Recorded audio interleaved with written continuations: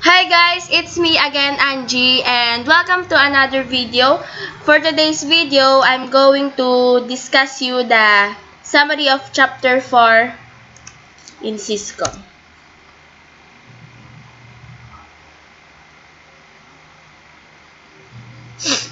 Chapter 4, Network Access.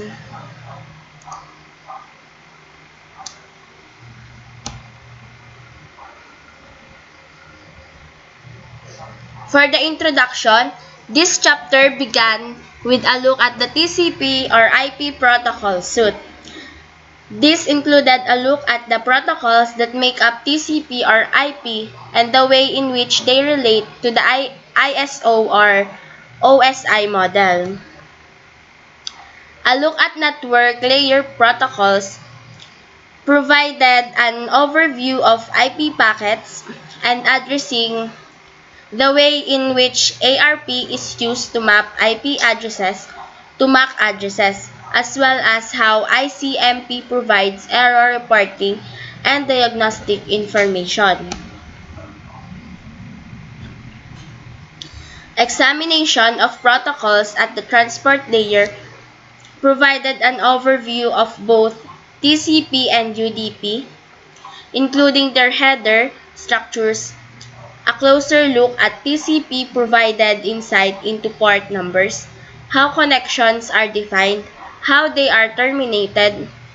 An introduction to UDP provided perspective on how it differs from TCP as a connectionless protocol with lower overhead.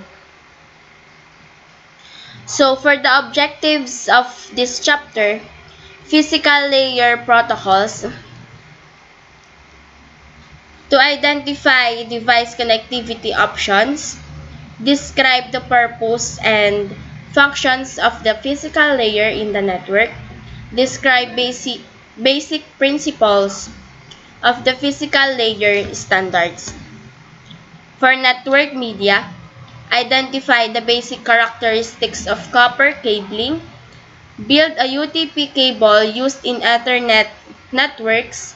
Scope does not include cabling area discussion. Describe fiber optic cabling and its main advantages over other media. Connect devices using wired and wireless media.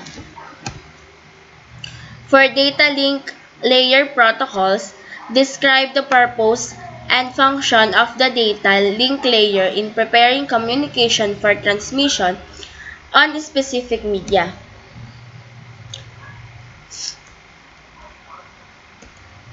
For media access control, compare the functions of logical topologies and physical topologies. Describe the basic characteristics of media access control methods on WAN topologies.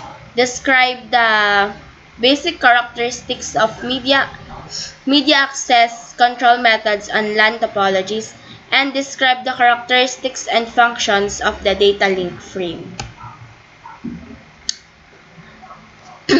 Explain how physical layer protocols and services support communications across data networks. Build a simple network using the appropriate. Explain the role of the data link layer in supporting communications across data networks. And to compare media access control techniques and logical topologies used in networks.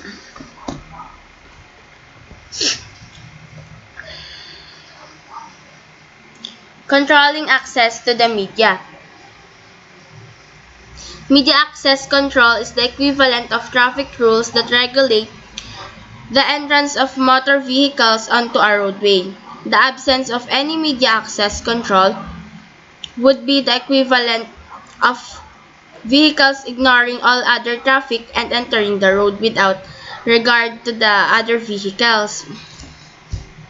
However, not all roads and entrances are the same.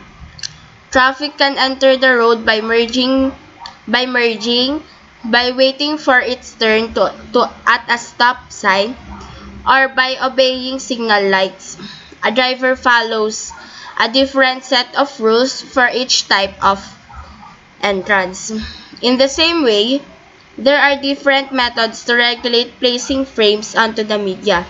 The protocols at the data link layer define the rules for access to different media. These media access control techniques define if and how the nodes share the data. The actual media access control method used depends on topology and media sharing. Topology refers to how the connection between the nodes appears to the data link layer, while media sharing refers to how the nodes share the media. The media sharing can be point-to-point, such as in WAN connections, or shared, such as in LAN networks.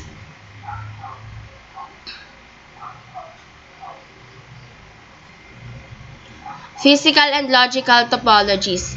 Physical topology refers to the physical connections and identifies how and devices and infrastructure devices such as routers, switches, and wireless access points are interconnected.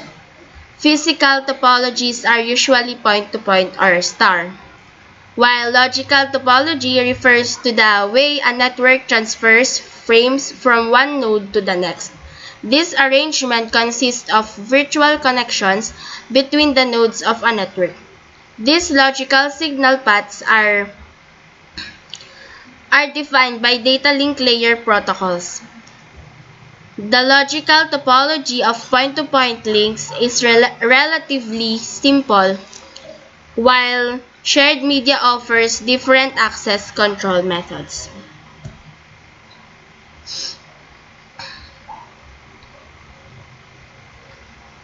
For common physical WAN topologies, WANs are commonly interconnected using these physical topologies: the point-to-point, hub and spoke, and mesh. Point-to-point refers to the simplest topology that consists of a permanent link between two endpoints. For this reason, this is the very popular WAN topology. Hub and spoke, a WAN version of the star topology in which a central site interconnects branch sites using point-to-point links. While mesh, this topology provides high availability but requires that every end system be interconnected to every other system. Therefore, the administrative and physical cost can be significant. Each link is essentially a point-to-point link to the other node. Physical point-to-point topology. In this arrangement, two nodes do not have to share the media with other hosts. Additionally, a node does not have to make any determination about whether an incoming frame is destined for it or another node. Therefore, the logical data link protocols can be very simple, as all frames on the media can only travel to or from the two nodes. The frames are placed on the media by the node at one end and taken from the media by the node at the other end of the point-to-point circuit. For logical point-to-point topology, the media access method used by the data link protocol is determined by the logical point-to-point topology, not the physical topology. This means that the logical point-to-point connection between two nodes may not necessarily be between two physical nodes at each end of a single physical link. Physical LAN topologies. This includes star, extended star, bus, and a ring. Star. End devices are connected to a central intermediate device. Early star topologies interconnected end devices using Ethernet hubs. However, star topologies now use Ethernet switches. The star topology is easy to install, very scalable, easy to add and remove end devices, and easy to troubleshoot. Extended star. In an extended star topology, additional Ethernet switches interconnect another star topologies. An extended star is an example of a hybrid topology. Bus. All end systems are chained to each other and terminated in some form of each end. Infrastructure devices such as switches are not required to interconnect the end devices. Bus topologies using coax cables were used in legacy Ethernet networks because it was inexpensive and easy to set up. Ring end systems are connected to their respective neighbor, forming a ring. Unlike the bus topology, the ring does not need to be terminated. Ring topologies were used in legacy fiber distributed data interface or the FDDI and token ring networks. Half and full duplex. Half duplex communication. Both devices can transmit and receive on the media but cannot do so simultaneously. The half-duplex mode is used in legacy bus topologies and with Ethernet hubs.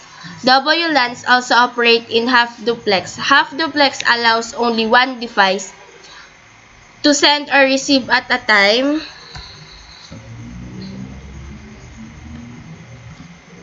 on the shared medium and is used with contention-based access methods.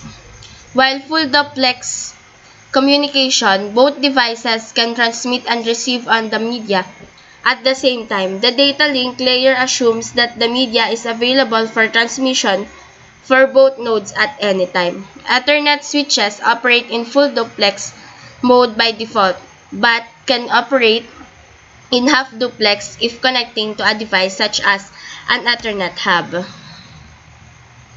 Lastly, media access control methods are contention-based access and controlled access.